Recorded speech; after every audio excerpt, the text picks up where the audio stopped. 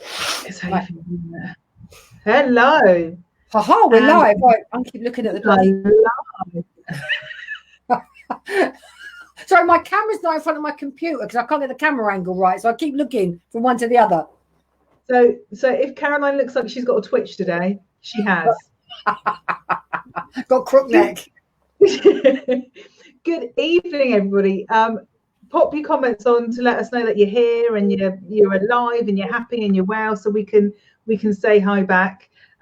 Caroline and I this evening are going to be doing more of a light-hearted live about cards, your oracle cards and your tarot cards, and what the differences are and how the two of us work together. Hi Viv, hiya. So as we're just waiting for everybody to join, Caroline, did you want to give everyone an update on the bits and pieces you've got coming up over the next couple of weeks? Yeah, there's not much happening actually. Sunday, I'm doing You and I with the Dragons. Now, normally my You and I with the Dragons are one-to-ones, but because of lockdown and actually this is solstice, and I should have been in Orkney with a fantastic group of people from all over the world. You should have been, yeah. Which would have been amazing, but of course we can't. So we're going next year instead. I'm actually doing a You and I with the Dragons workshop on Sunday at 3 o'clock, 3 till 6. There's space on that. So it's on my website, which is www.carolinemitchell.info, or on my Facebook page, which is Caroline, the Original Dragon Lady, on the events there. But that's really all I've got coming up at the moment. Caroline, look. Oh, if it's going to come up. Hey, look. Website. Oh, love ya. Yeah. Oh, girl, thank you. If you want to book, that's Caroline's website there. Anything else you've got coming up over the next couple of weeks? Not at the moment. I've got next workshop I've got, which is hopefully will be an in-person one, is the Glastonbury one. And I'm doing a 2-day dragon workshop in Glastonbury at the Chalice Well in September. Nice. It was supposed to be in April, of course, COVID. By the looks of things, we should be able to all meet in person by the 13th and 14th of September. So it's a Sunday and Monday down in Glastonbury, which will be amazing. We're at the Chalice Well, and the gardens of the Chalice Well are amazing. Yeah, we're going to go up, as long as it's not doing something like hideous rain. We'll go and have a meditation at the top of the tour with the dragons, because there's a dragon under the tour. Yeah. And so that kind of thing. Oh, sounds fab. Sounds brilliant. That sounds really good. I love the sound of dragons and Glastonbury and the tour and Chalice Well. It sounds perfect. Come and join us. I'm seriously considering it. I think I'll just be ready to go mad by that time. So I think I'll need it. I think I'll need it. So if anyone wants to book, Caroline's website. I have still got if you have not signed up to my mailer, and you get on my mailer, I've got a free dark moon ritual for which I'm going to send out my last batch tomorrow lunchtime, which is for the solstice. So as Caroline just said, solstice is really important this year, and we're in the dark moon phase at the moment. So dark moon in between 2 full moon eclipses and a new moon eclipse, which is Sunday, Monday. We've got a new moon eclipse as well. So it is a very dark period, but the idea behind the ritual is to get rid of all of that darkness and rubbish and focus on empowering yourself. So if you want to sign up to my mailer, you can do it either via the website. There's a subscribe button, or you can there's a link on my Facebook page as well, which is sign up on one of the tabs. And tomorrow I have got still a couple of places left on my Beyond Reiki course. So if anyone's interested in that, if you're a healer, Caroline's got a hand up. There is still time to sign up. I don't need to print out, the joy is I don't need to print out workbooks. So people can join last minute, and I don't. It's easy because I can just ping everything over an email. So is that your 4-week one, Rach? It is. It's 4 weeks with catch up available. So if you can't do every week, every Saturday afternoon, and I have made it sort of East Coast and Central Coast, US, Canada time friendly. Then if you can't make it live, there's catch up with support. Like if you've got questions, etc., I'm obviously around. So I got a non-toxic cleaning workshop which is pretty much closed, I think, for anyone else getting on. There might be a space left in a couple of weeks' time. And I've got a few workshops coming up around a few bits and pieces. But the main thing I've got for the next few weeks is the Beyond Reiki workshop, which if you're a healer and you feel like you need a bit of a boost in your healing or in your spiritual pathway, you want to be around some like-minded weirdos, then it's a really good call, and you can sign up for that on the website. They can sign up for that on the website. Right. Okay. Right. Yeah, I'd like to do that one, but I can't do the first one tomorrow because I'm meeting my son. I'm seeing my son. He's moved house. Oh, has he? How exciting! It is. And I'm going to see his new house. Oh, perfect. Oh, bless him. Yeah. Okay. Oh, a few highs there. So hi, Rona. Hi, Jackie. Right. Okay. So this evening, we're going to be talking about tarot and about oracle cards. And I think it comes up a lot, doesn't it, Caroline? How people go, well, what's the difference? Yeah. Which one should I use? What's better for me, etc. And we both teach, and it comes up a lot with the questions, doesn't it? It does. So I've been reading tarot about 25 years, and I've probably been teaching it. I probably started actually teaching it properly in about the last 5. But yeah, there's massive differences between the two. Absolutely. I started learning my tarot about 15 or so years ago, and that's how I started out my development, was this deck at home by myself. Too scared to talk to anyone about it. Is that the original Rider-Waite, or is it the Golden Dawn? This is the original Rider-Waite. This is original Rider-Waite deck that I've got, and that's the one that I use if I do readings. This is my main deck. This is my main set of cards. So when I first started out, I didn't really realize there was things like oracle cards, and I wasn't really part of the community, and I was a little bit worried about joining the community as well. So I did a lot of research and a lot of reading by myself, and to me there was just no other choice. The tarot was the deck that I got, and I started to learn it, and I learned it by myself. And then I started to meet people, as the universe does, and you end up meeting other weirdos. And I ended up then practicing in circles and using them in circles before going out and actually being thrown off the deep end by the lady I was working with one evening, who just went, yeah, you do the readings. And when we did a charity fair, so she, rather than me doing the Reiki, which is all I thought I was there to do, she was like, no, you won't do it unless I make you do it, so you're doing the reading. Oh my god. And that's actually scary, isn't it? Going into your first fair and doing readings as a professional is so scary, isn't it?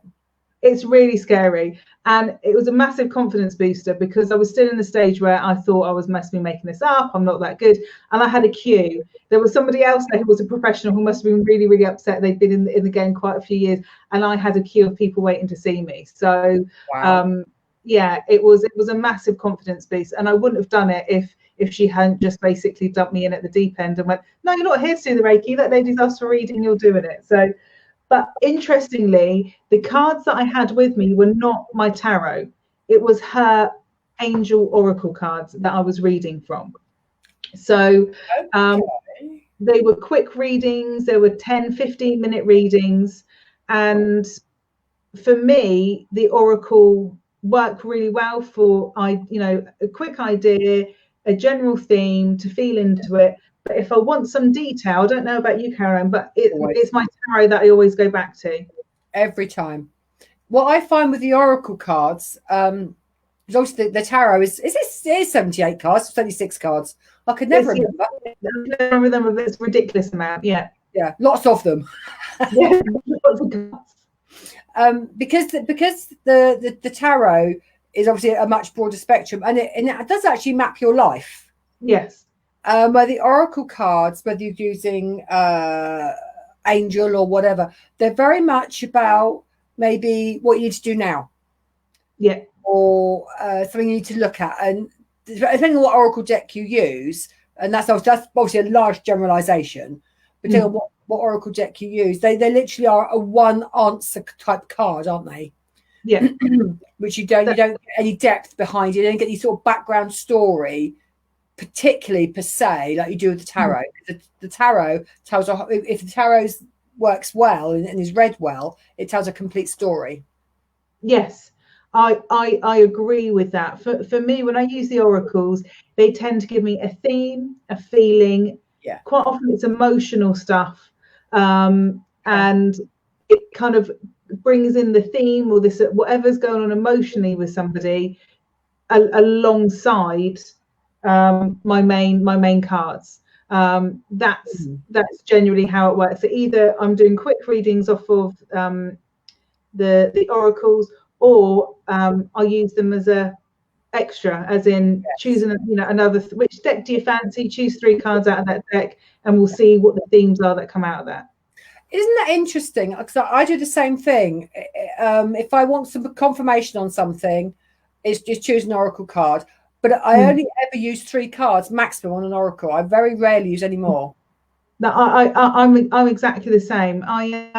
It's interesting because before we started, we said it's interesting to have 2 people talking about how they each work with the cards, because we're all different. And when you and I both teach other people, it's all about actually tune into you, don't tune into what I'm doing, do things the way that you do. So it's interesting that we both do the same thing on that. It is. And what's very interesting with the new deck that's coming, my new oracle deck that's coming out, is actually they really wanted me to put bigger spreads in. So I've had to actually work in putting in more cards and more spreads. I think there's about four different spreads in there now. So you've got different spread suggestions and all of that type of thing. Yeah, and so you've got the 33 dragon cards, and I've had to work really hard with the editor to how it would actually fit together and work. And I had to try these out to make sure they'd actually work, because historically I've only ever used a maximum of 3 cards, very occasionally 4, but nearly always only ever 3 cards. So that I had to really work hard to make sure that my theory or their theory would actually work in practice. It does.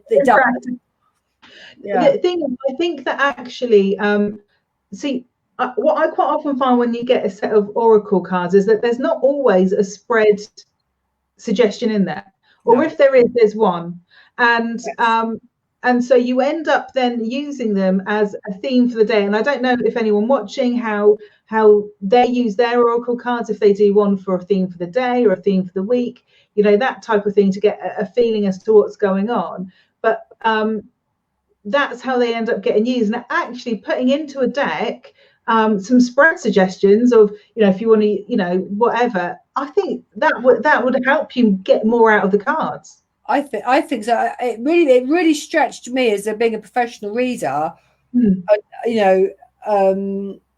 being a professional with the tarot and the oracle cards, other people's oracle cards I use as those bolt-ons. So having to really think about my deck and what all the interpretations would be, and and all that kind of thing. And then of course then I've also had to put the clans in.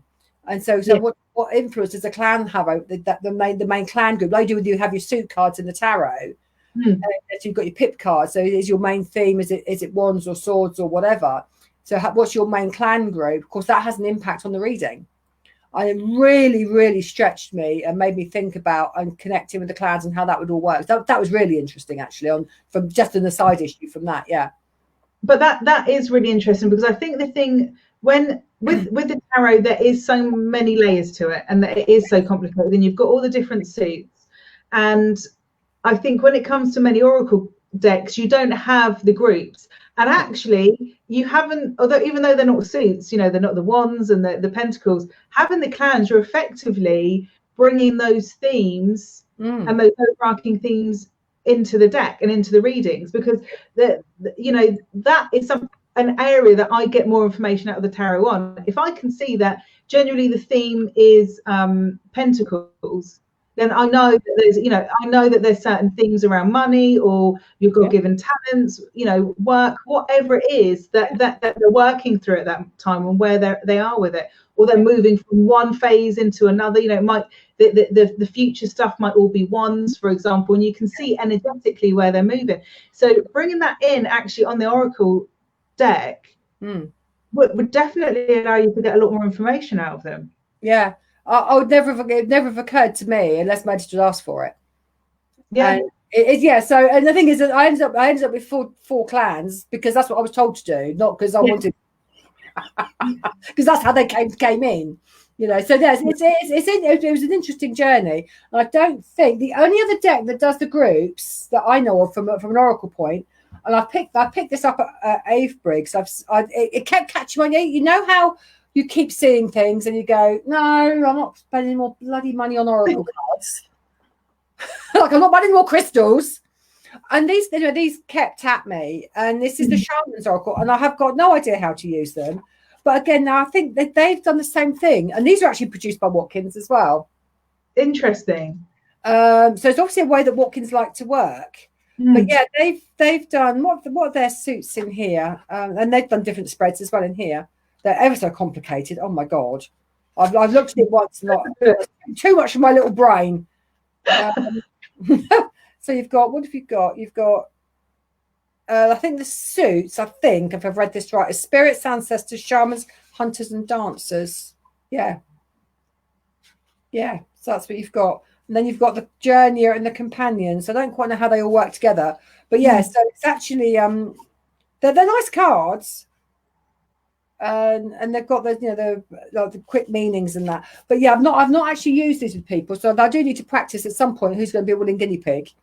And it's something when you get a new deck, actually playing with them and using them is really the only way to get to know your cards. You know, using them, and something that David and I suggest a lot to people is doing a diary to learn the cards. So you know, you don't want to look too far ahead for yourself because you never look at your own stuff with perspective, but a daily or a weekly spread, writing it out in the diary, did everything go as I thought it would off the back of that, you know, and actually using the cards for yourself and building up your own diary works really well. It does, because you then get your own interpretation of the card and not the accepted norm of the tarot community. Yeah, absolutely. Well, it's one thing that was said to me when I'd been reading for 2 or 3 years, and another friend of mine at the time was doing a tarot course because she was sort of much further along than I was, and so she taught she came and did a tarot course for me. And one of the things she said was to pick a card every day, put every card, shuffle it, put it on the fridge, write down your initial thoughts of what you felt from the card. And then at the end of the day, write down how your day went. And then if you wanted to, look up the meaning. If you had a full-on tarot book, not the little guidebook that comes with it, but the full tarot book, and just see how your day and your feelings connect in, if they did at all, to what the accepted meaning of the tarot is. And it really was quite an interesting concept. And I don't know about you with the tarot, but I've been reading these forever, but there are certain cards I'll look at and I'll go, no idea what that means. I have a blank on certain cards. It's interesting. I don't necessarily get a blank. I might have to sit with those cards longer. I don't always get a blank necessarily, but I know what you mean. It's like and I think when you first start reading, the reason why people look at a tarot deck and go, oh my God, is because there is just so, like, I'm just going to put out, oh God, like the Queen of Pentacles, for example. Oh God, let's get it on the screen. Yeah. There's so much in the card. You're right. There, right? I'll do mine. Carry on. You carry on, I'll get mine out. There's so much in this card. And, you know, I think the other thing is, as you get used to your deck, you get used to the energy of the characters on the deck. You get used to the particularly on the people ones. I always find that they kind of talk to me. But, you know, there's so much to interpret. She's a queen. So, you know, what does that mean? Is this a person you need to interpret? Or is this a phase in that person's life that they're going through? Does this represent an aspect of them? So you've got to think about all of that. Different interpretations of the Pentacle. I mean, you know, you will still get tarot readers who will just simply interpret this as money. And for me, it's more than money. For me, it's making the most of your God-given talents and all of that stuff. But, you know, you've got the little rabbit down here. she's kind of like half closed in. So you're looking at everything that's got going on. You're looking at where she sat, where's she facing, what does her mood look like, what's going on behind her. And I remember the first book that I got was very sort of traditional. Like you say, when you go to people and they go, this is what the people still teach like that as well. This is what your deck means. And that's not how I teach. And I'm sure you don't teach the same way either. But it was one of those books, was this is what the decks mean. And then I bought another book a few years later, and that gave me a different way to look at it, which was more based on your interpretation. And of course, like you go and you hang out with people and you look at how other people interpret them, and all the rest of it, and it gives you additional meanings on top of it. But there is so much when you even look at the astrological aspects. This is I can't remember if it's Capricorn or Aries. I think it's Capricorn. Yeah, because it's Earth. Yeah, so it's Earth. So you're looking at there's so much. And on the other cards, you've got the numbers as well on top of them. So literally, there's so much, which is why I like doing the professional readings with them, because I can really rinse the cards and get as much out of them as possible, and get a really, really good reading on these, because there's so much. But when you first start out, if you look at that, you're like, oh my God, like what am I supposed to take from that? Absolutely. And see, now yours, that's my queen of where am I going? That's my Pentacles. Completely different. And which deck? Because mine's a traditional Rider-Waite. So what's your deck there, Caroline? This is it the Druidic? Oh, hang on, so I've got two. This is a Druidic. That's the Druidic deck. Yeah. I think. And then this deck is the Celtic. Oh wow, that's a new. And what was really interesting, I saw this deck as a preview when I was creating my own cards, and I met the artist, and of course I liked them. So I went, look, there's lots of dragons in them. So I had a good chat with the artist about the cards. And so and what I find interesting is, because I've got the two sets that I read, and this new set is much more spiritual for the more spiritual client, and this set is for the muggles. Yeah, I don't know how it works, why it works that way, but that's just how it seems to be. And I'll sit there and go, okay, which deck am I using? And one will call to me. It's really interesting. It's fascinating because I know David's got a tarot. He's got a few. He's got a witch tarot, and he's got one which is the gay tarot.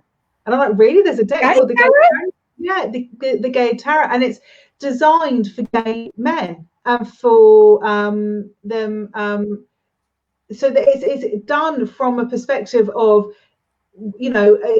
a gay person and what they're going to get in their life, and he said he uses it for his friends that he or his clients that he knows are gay. He uses that particular deck because he said every single time it just works so well. The energy is just so tuned into what they're going through and the themes of their lives and all the rest of it. He said that's I know that aspect and that concept just hadn't even occurred to me, that but obviously where he's gay, it resonated with him, and he found that it resonated with a lot of other gay men as well. So really, totally. Again, every author and artist will have their own intention of what they put behind the production of the cards, whether they're mass produced or as a one-off.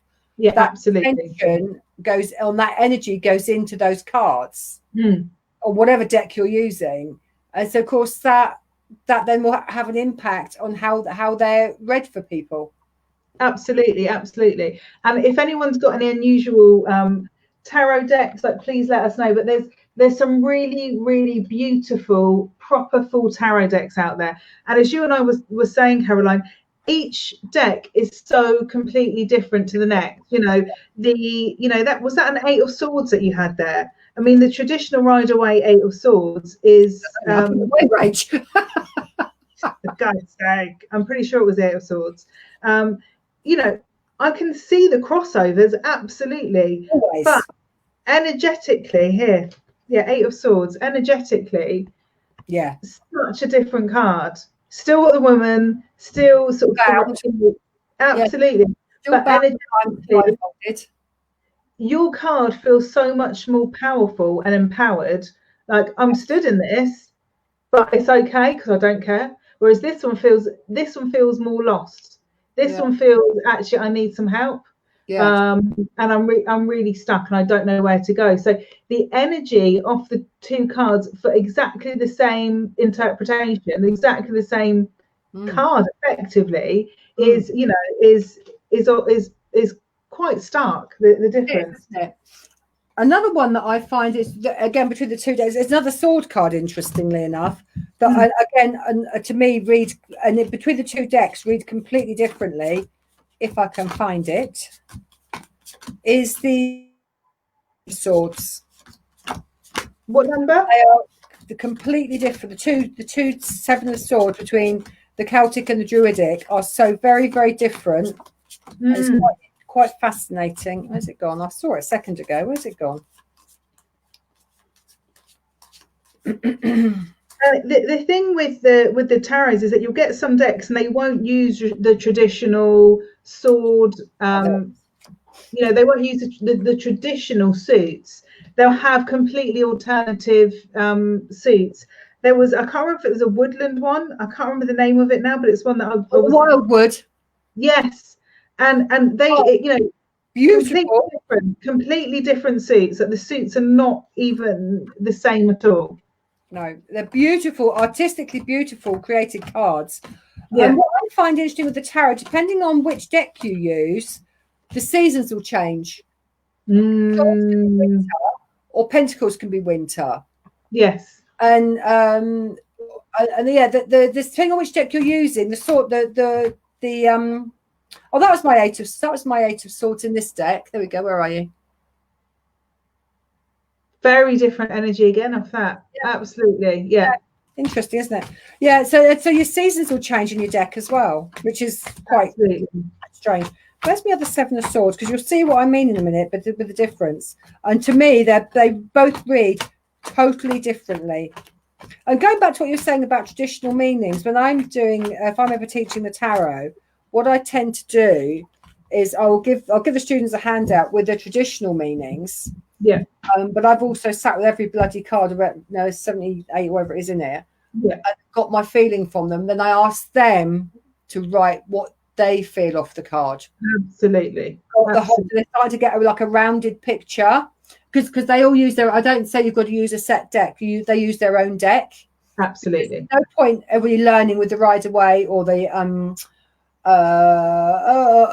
what's another really nice deck? Oh God, I can't. My brain won't work tonight. I was called a Hansel and Gretel, but it's not. It's really, really beautifully designed, very small deck, but beautifully created. I know which. I'm really bad with names, but I can visualize it. Hanson, somebody, something. Yeah. Hanson. Anyway, whatever it is. There's no point me giving them meanings for a whole set for a deck, and they can't resonate with those cards. So I always teach to the student of the deck they work with. I think that's so important because, I've had people come to me in the past and say, I went on a tarot course and I was told this. And when I said I felt this, I was told, no, you don't do that. This is what this card means. And, for me, that way of teaching is quite an old-fashioned way of teaching, which is that the cards have a set meaning. And actually, we all know that our energy works better and that we read better if we use our own interpretation, because that's how spirit talks to us. It's that, isn't it? That link and that. Because you're cutting that off. What you're doing is then going, okay, I need to cut off my intuition and just. You might as well get, a pendulum or a divining rods out and use those and answer questions of those, because you're not using your own interpretation at all. You're just given a formulaic response. Of course you are. It's always like times table. Yeah, absolutely. And for me, which is, and it's interesting you said it, because nowadays at school, the way that they teach that is to understand numbers. They don't necessarily teach the timetables. They and I don't know how they teach maths now, because the stuff that my son comes home with doesn't make any sense to me. No, But no, you know, they're teaching the theory behind it, as opposed to you just need to know what 8 times 5 is, which I think was 40. But yeah, yeah, 7 5 35, yeah. 8 5 yeah. Yeah. So it's for me, it's cutting off your intuition. If you know, and if for me, if that doesn't resonate with you, and it's also that thing about, if you're cutting off spirit, these are divining tools. You know, you can't teach these from a non-spiritual perspective. You can't cut yourself off. They are divining tools. They are tools of channeling the divine. So you know, you're gonna be getting your messages, and if you've got somebody cutting you off and cutting off your intuition, I think it's a stumbling block for people, and then they have to rebuild their confidence. Or as you said, if they're told, no, we're learning off this deck. Well, if that deck doesn't resonate with them, then there's no bloody point. No, it's totally. And one of my students last time, actually, she bought a deck, and then she was struggling with it, and I've got the Osho, is it the Osho Zen Tarot or the Osho Tarot? Yeah. And I've got those out for her. So I'll try these. So I've got 5 or 6 different decks, as most of us have. And she went, "Oh my God, I like these." And she's right. I do not understand them in any way, shape, or form. I can't even work out what the pit cards are. Yeah. Let alone anything else. Yeah. So it's like, but she's gone. She's sorted. She's sorted. It's interesting, because I know somebody who was going through psychic tutoring, and they were told they had to use cards to do readings with, because people get freaked out if you just know stuff. And for me, that's what you're kind of getting paid to do. You're getting paid to, if it freaks somebody out, hey ho, because that's part of the fun, surely, is that people just know things. And she said, I'm really getting blocked, because I'm being told that I need to put out a deck of cards, but I already know stuff. I already know stuff just from sitting with them. Like, if your connection is naturally that strong, then don't get the cards out. I was like, just don't get them out. Read for the person. And I know I'm going against what you've been taught and what you're currently being taught, but do what's best for you. Because if it's actually getting in the way of your connection, you don't have to use the cards. And there are plenty of wonderful readers out there who will just work off of their connection to spirit and their connection to the person sat in front of them. Completely. And on that note, slightly, now, 7 of Swords. Yes. It's the classic 7 of Swords, isn't it? Yeah. And it's always, to me, smacks of thieves, being cheated, watch your back, that kind of thing. Yeah, don't go around being, there is a kind of watch. It's funny, because I'll tell you what, on the traditional Rider-Waite, there is also a feeling of being foolish as well. I'm gonna have to get it now. Okay. Which is interesting. Oh, look at that. Yes. Look, so you've got the same thing. You've got the tents in the background, but they're very circus-like tents. Yeah. You look at the look on his face, and he does look like a bit of an Egypt, bless him. And it is about thieving away or running away with stuff, but there's also a foolishness in that. Don't cut your fingers on something. There is a sense of foolishness in what's going on. Whereas you haven't got that energy with your particular card there. No, he looks like he's running away, stealing, stealth. He's early morning. He's pinched something. He just watch your back. Lock your car. Absolutely. And as Jackie's just said, look at the difference in the size of the swords. Yeah. Oh yeah, look at that. Of course. Very different. But even the energy from the swords themselves is very different. But you've got another 7 of Swords there then, Caroline? This one I absolutely love, from the Druidic Tarot. Where am I going? I'll get my phone out the way. Can you see that? Yeah. Oh my God, it's completely different. I absolutely love this card. And to me, lots of Merlin energy on it, hasn't it? And for me, it's a card of the student. Yes. Absolutely. Oh, for me, Merlin very much resonates with Uriel, who is the sage. He is the scholar. He is the, you know, the wise person within us. I love that. I Such do. Love it. Absolutely love that card. That's a nice deck, Caroline. It's a really nice deck, and it's got a. I've just realised, as we were saying, it looks like there's a snake is making up the candle. Look, if I bring it in close, you see this looks like there's a snake. Yeah, a candle.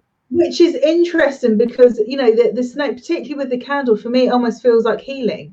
Sarah's just asked, go on, what are you going to say?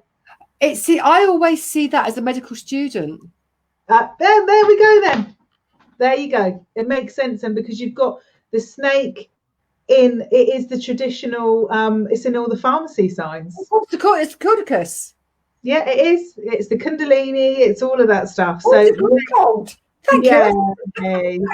Of course. That's why I say it's the student doctor or the whatever. It's always this has a student and a medical feeling to this to me. And it might even be that it's a herbalist. Yeah. But it's healing. Absolutely. Yeah. Absolutely. Yeah. Sarah's just asked, any tips for choosing a deck online as we can't get to the shops? And we were talking about this earlier, and actually you do miss that where you sit in circle or you get together with friends and somebody's got a new deck, so everyone has a look at the new deck, and then you either go, oh, I love that, or I can't read that at all. And I was saying to Caroline earlier that I've looked at decks plenty of times and gone, oh, I like the idea of that. But actually, when I've actually looked at it properly, I haven't been able to read it at all. Like the way that they've approached the idea is completely different to what I would have expected it to be. Of course. Sarah, where are you based? You UK or overseas, love? No, she's UK. If you're local to Hampshire, I know Aristia has reopened. I think they're open 10 till 3. Cool. Those with social distancing, and they have an incredible selection of tarot and oracle cards. You're Romsey. Okay, cool. And then I know I saw a post the other day, I think it was yesterday, that the hen shop in Avebury is reopening, I believe, on either Monday or Tuesday. And again, they've got a good selection of tarot. And I think I'm right in saying both Aristia and the hen shop have decks that you can look at. They've got open decks for you to look at the cards, get a feel for the cards, see what you think. They do. Aristia is down in Southsea, Sarah, and if you can't get in there because for whatever you're not going to go down there, they do online deliveries as well. But Caroline's absolutely right. Having that ability to go through and have a look at a deck and decide whether or not it actually feels right for you makes a massive deal of difference. But how you choose one online, do you know? I don't know, because what you sort of think looks like because you can't always see all the cards. It might show you 2 cards from the deck, and the rest of the deck's absolute tosh. What I do is what you'll often find is Google images for that deck. And what you'll find is that you might end up with not the whole deck because it's just not going to be on there, but you might find that you have where different people have taken photos of the deck at different times, or they've taken it for their shop or whatever they've done, that you end up with a really good selection of cards, and you've got enough there to get a feel out of the cards. It's always going to be what you're drawn to and what resonates with you. Like I said, you might look at something and go, I like the theme of that. Like, you know, I like the theme of power animals, and then you open up the card and you go, well, actually, this isn't my idea of a power animal deck at all. So, you know, it's I mean, I love this deck, but so that doesn't count in this situation. But it is that thing where there is difficulty when trying to choose decks. It is, especially when you can't, if you have got to buy online. You know, yes. And the other thing, of course, is if you could maybe find reviews. If there's any way, if you go onto maybe Amazon and have a look at the reviews and what people's reviews are, it's not using your intuition, but it might give you a feel of a yay or a nay. Yeah, because you're going to know sometimes by somebody's language whether or not it's somebody who's on the same wavelength as you. Yeah. And Sarah's just said she's bought quite a few packs that you don't get on with. And honestly, Sarah, either gift those on or sell them on. You know, there's a massive market for secondhand cards out there. So if they don't resonate for you, they will be meant for somebody else. And you know, if you've got a few decks lying about, you know that you can sell 2 or 3. You know that's going to pay for a deck that you actually really need. So because you know, I've done that a couple of times where I've sold on decks. I've cleansed them and I've sent them on, and I'd recommend if people buy them to absolutely cleanse them. But it can become, like crystals, a very expensive habit. Yeah, well, I've got what, how many oracle decks have I got here? I've got 1, 2, 3, 4, 5. I've got 6 oracle decks here. I think I've got another 4 downstairs, and I've got probably about 4 or 5 sets of tarot. I've lost one. I had the mythic deck, and when we moved, I don't know what happened to it. I've lost it, the mythic deck. I don't know where it's gone. I had that happen to me with a couple of decks. I can imagine the movers nicking them, but you never know. You know, they came across as being like proper lads, but I don't. It would have been the most bizarre thing to steal out of everything that I had. We moved ourselves because we moved piecemeal because obviously we were building the house. So God, the rats might have had it out one of the sheds or something, maybe. Yeah, there's some rats sat somewhere with the whole deck, like looking through them. So we haven't done tarot to death, but sort of moving on to oracle. What I find with oracle now, you've got what's his name, Stephen Farmer's Paranormal cards there. There's 2 sets of Stephen Farmer. So this is so this one is they're both Paranormal oracle cards. There's a set where they're hand drawn and they're smaller cards, and then there's a set where they're sort of drawn photographs, if that makes sense. So a little bit more. They're still actually drawings, but they're really quite realistic. Whereas there is another deck, and they're very artistic. They're a very different feeling on the other deck. The reason why I like these is because they actually bring in a message from the animal, and I tune into the animal. So you know, if I've got the frog, which you know is the first one on the top, I'll tune into the frog. What is the frog telling me? You know, what message has frog got?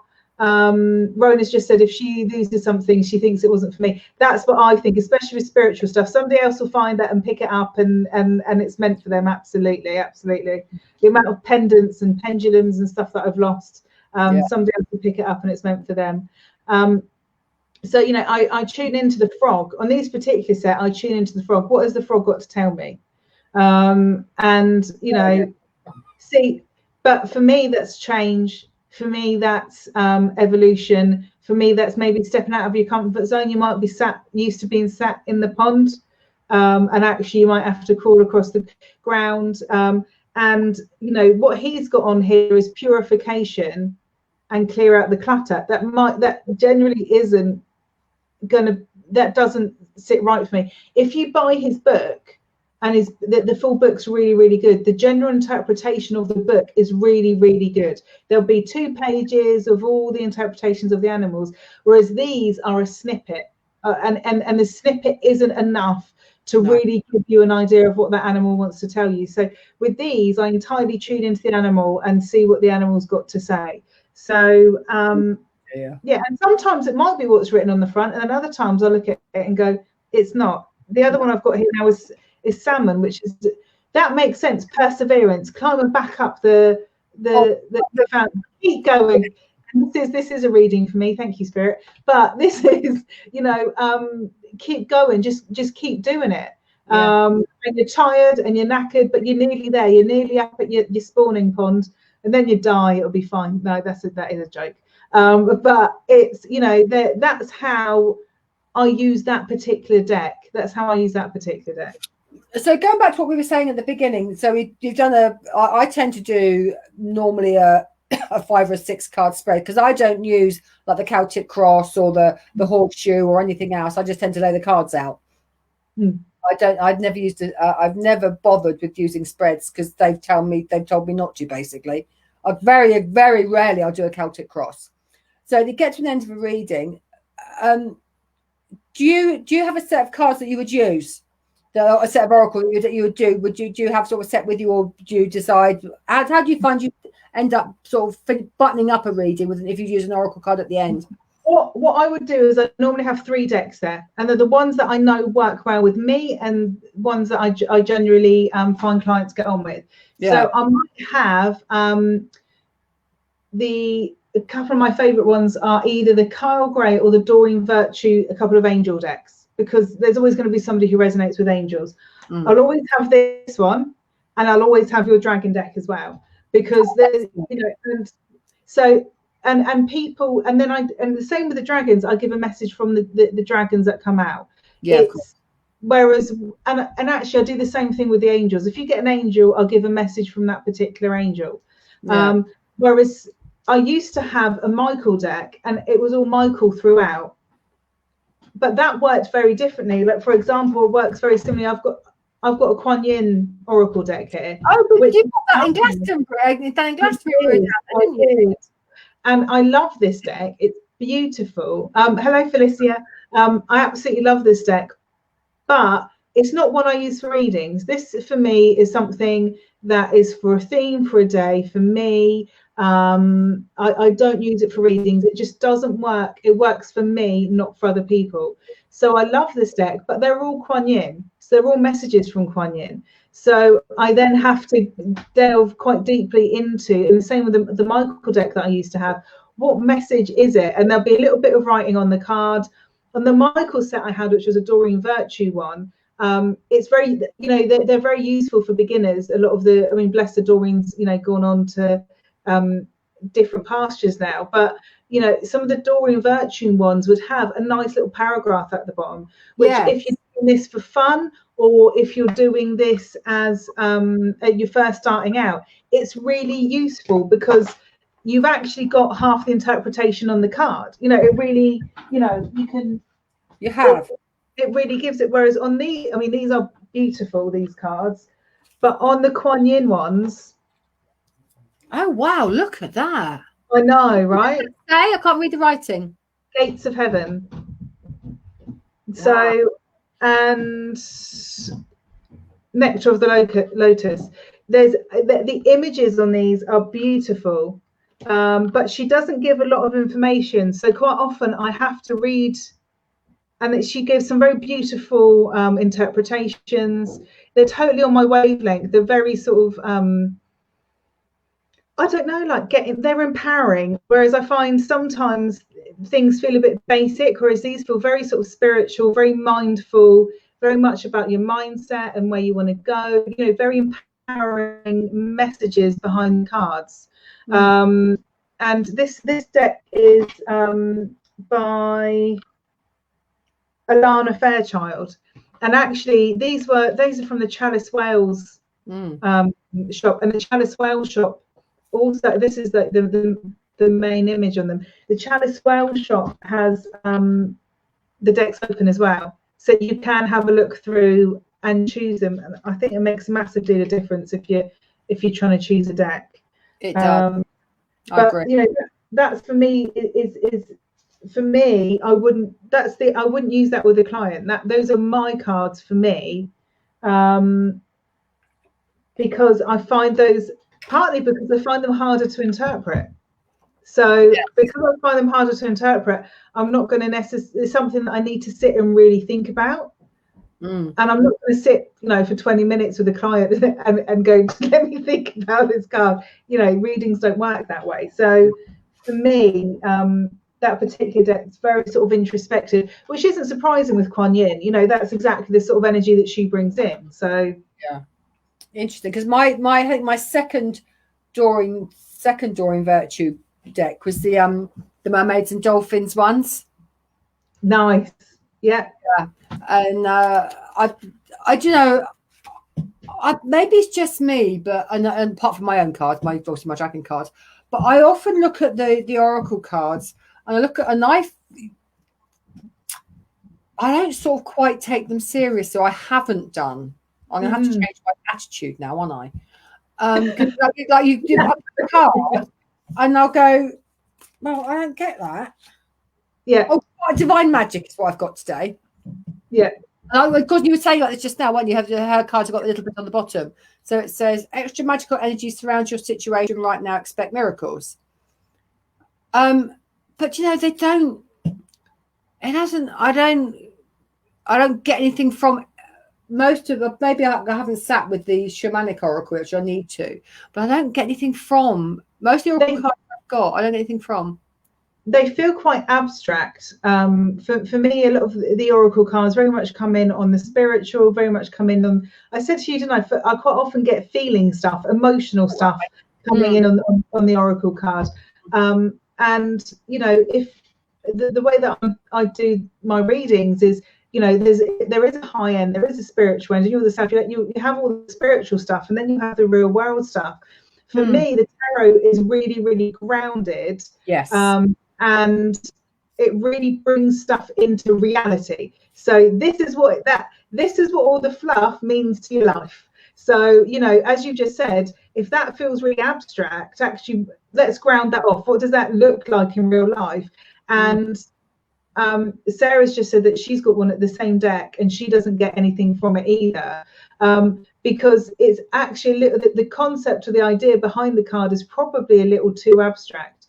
I mean, to be fair to Maureen, she's done a lot of cards and a lot of decks. So, you know, sometimes, you know, is it the need to push out another deck, or is it the fact that actually there was a genuine need for a deck which she's really fell into, and therefore the ideas are better formed around the meaning, the interpretation of the cards? I don't know. No, I don't. Something to think about. It's interesting because I do now, but the other deck of hers that I really, really like, and not that one. This particular deck I really like. This is Ascended Masters. There's only about, I don't know how many's in here. 1, 2, 3, 4, 5, 6, 7, 8, 9, 10, 11, 12, 13, 14, 15, 16. So there's only 18 cards in this deck, and this is Crystal Heaven produced these. So I think they self-published. And I really, now these ones I do use for myself. And they say you've got Maitreya, Germain, Hilarion, McKeesel Deck, Serapis Bay, and Moses, and so on. I love that Merlin.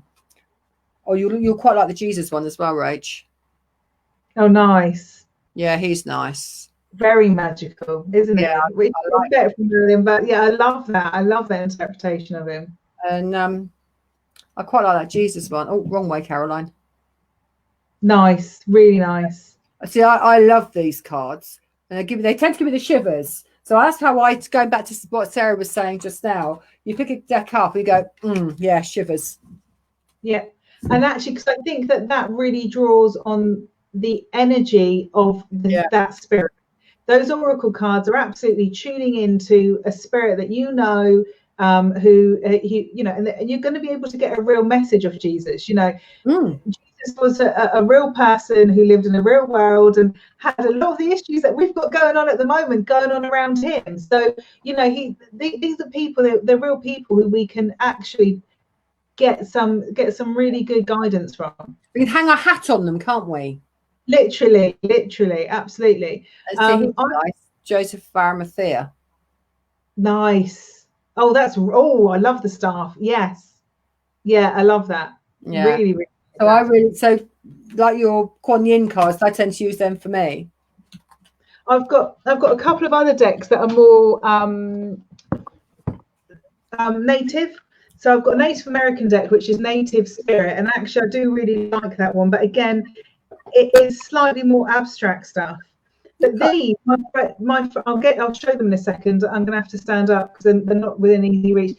This particular set is a set that my husband's friend sends me stuff over from Oz.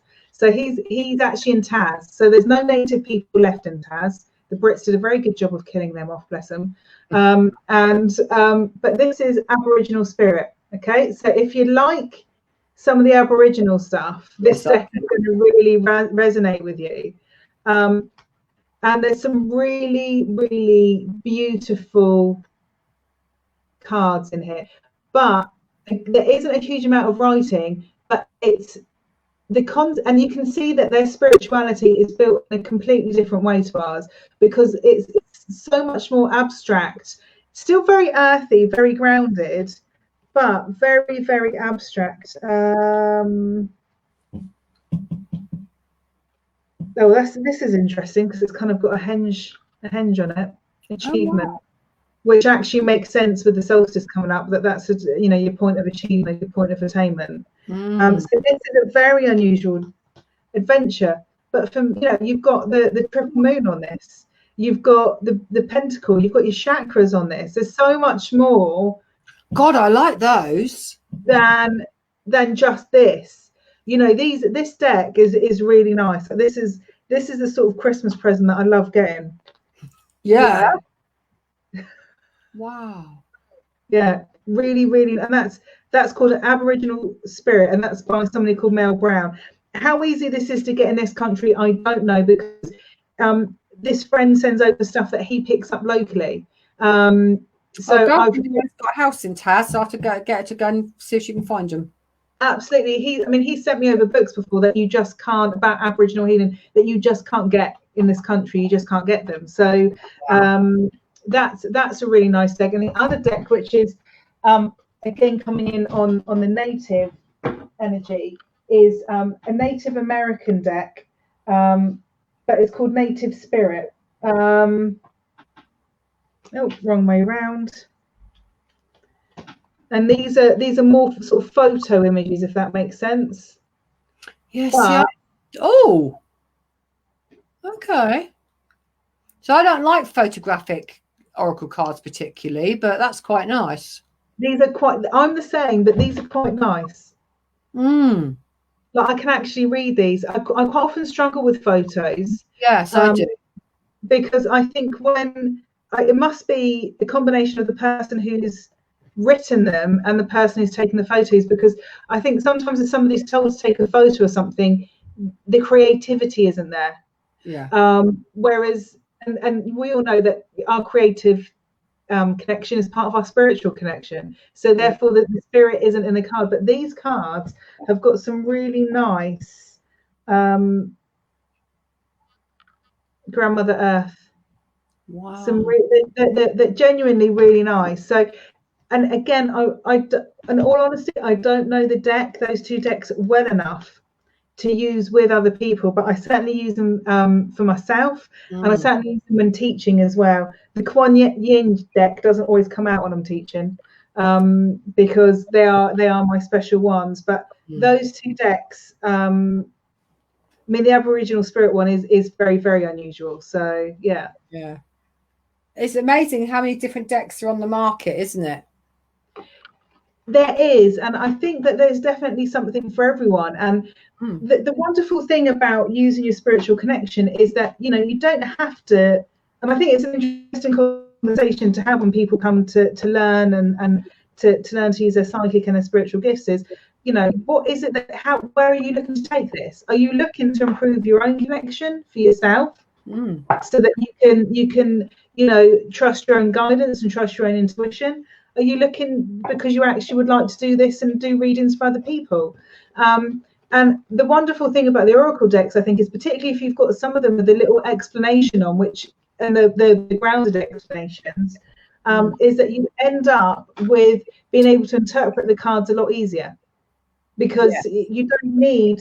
These took me years and years and years to understand. And there's so much in them that every time you look at them, you're like, oh my God. Well, we said this earlier. You look at it and you're like, I hadn't ever seen that before. Where did that come from? And actually, using the oracle cards can be a really lovely way of people starting their journeys and learning to use their gift for themselves without having to spend years in training on, it's a quick win, if that makes sense. I'm all for quick wins. It is. Because I started reading when I first started reading. So I first started reading the cards before my son was born. So he's 27. So I must have started reading 30 years ago. And I learned initially with a set of playing cards. Yes. Oh, Caroline, that's very old-fashioned. Yeah. But that was because people would have been too embarrassed to have had a deck in their house, or they would have been hard to get hold of. And that was a really traditional way of people would have had. I've got friends who've got their grandmother's reading cards, and they're a deck of playing cards, but they were her special cards that she would use to read with. Gosh. You know, they weren't used for playing poker with or whatever. They were her reading cards. And of course, you know, if the vicar came into your house, one of your nosy neighbours, they wouldn't look at your bookshelf and go, all right, yeah, okay, I know what you're up to. Absolutely. So I think that comes from a kind of way of hiding what you were doing because it was frowned upon. Yeah, of course. Yes, that's how I learned. That's how I started because I couldn't find a deck of tarot. Yeah. It took me probably another. Well, Fred was about 3 when I finally managed to get my hands on a set of tarot. Yeah. And I know what happened to them because they were incredible. I probably, like all things, sort of because I don't know about you. I know you've got to see if you've had the same deck forever, but I don't know about anybody that's watching. But I get to a certain point with the cards that I suddenly can't read them anymore. I go completely blank, and it's time to change. I did that with the Mythic Tarot. I did it with the Ancestral Path, and I did it with my very first deck. I can't think what it was called. I gave them to somebody. And the artwork on them was exceptional. And I've kicked myself ever since for giving them away because they're beautiful cards. And what I've discovered is that actually I just need to change my deck. Either my deck gets tired or I get tired. I'm not sure which. Yeah. And I just need to put that deck away for a bit. That's what I've learned over the last 20 years. Makes total sense. So hence, I now have the 2 decks that I read for. As I said before we came on, or we were just on, you know, my Druidic Tarot, which I've been using for about 10 or 15 years, you know, really battered now. And these are my Muggle readings. So that's why I very rarely use them for spiritual people. And then the deck that I got 2 or 3 years ago, the Celtic Tarot, I tend to use. I find it much more spiritual readings. So I don't know how or why that would work like that, but that's how it seems to be. And I'm still learning. I think part of it's down to the people who've written them, where they are on their journeys, where you are on theirs, and yeah, absolutely, it makes total sense. Yeah. So I think we're probably about. I'll tell you what. Has anybody got the Diana Cooper Ascension cards? I bought these. I don't know what made me buy them. I used to have them. I used to have them. I've never opened them until tonight, and I don't think I understand them. Anybody got any ideas on these? I had them and I understood them quite well, but they really stopped resonating with me. And when I decided to, I think when we were moving, I just thought, oh, if people want these, and I can't remember, I was like, give me a couple of quid for a deck. And that was one I got rid of. They're nice cards. They're really beautiful. The images on them are lovely, but they just stopped resonating for me. There was something, and I ended up almost having a block. Like you just said just now, you know, stuff used to work for you and it doesn't anymore. I just ended up having a complete block, and I thought, okay, something about these cards that isn't resonating, not a problem. I'll move on. They've only got writing on. Yeah, and the writing in the cards, the words are interesting. There's a lot to them, but I think it must be to do with my own personal interpretation of maybe the same thing. I would think it just wasn't resonating for me anymore. So if you've got a card where somebody's completely interpreted the information for you and it's written out entirely, there's not a lot of scope for you to then put your own twist on it. You know, this is what the card means. So I really struggled with that interpretation, and it just, for me, they just stopped resonating. So they went on to who they were meant to be with. So which is the way of the world. So I might have to look at them. So I've never got them out until tonight. They were on the bookshelf in my dragon room downstairs. I thought, oh, just take them up because I don't know anything about them, and just bring them up and see what, if anybody else has got them or whatever, then do say. But yeah. So yes, it's interesting, isn't it? How, you know, your oracle are very much just for 1 or 2 or 3 card readings tops for an overall theme or an idea or a feeling, and your tarot is your nuts and bolts of life. It is, and like you said, the fact that it's just the bigger decks and all the rest of it, for me, you know, they just give a much a much deeper reading, which is, you know, if you've got somebody who's coming to you for a reading, or you want to do yourself like a reading for the next 6 months, that's what you want. You want a lot of detail. You do. You want the detail out of the tarot, don't you? You do, rather than just an overview of what's happening for you now or whatever from Oracle. So has anybody got any questions before? I don't know if Rachel's got anything else, but anybody got any questions for us? We've got anything else you want to say, Rach? No, I think that that worked beautifully. Everything came out that was supposed to, unsurprisingly for us, because that's the intent that we sit on it, that everything's going to come out as it's supposed to. Yeah. Wonderful. Yeah, love that. So if anyone hasn't got any questions, I think you guys have been asking questions as we've been going on, so that's wonderful.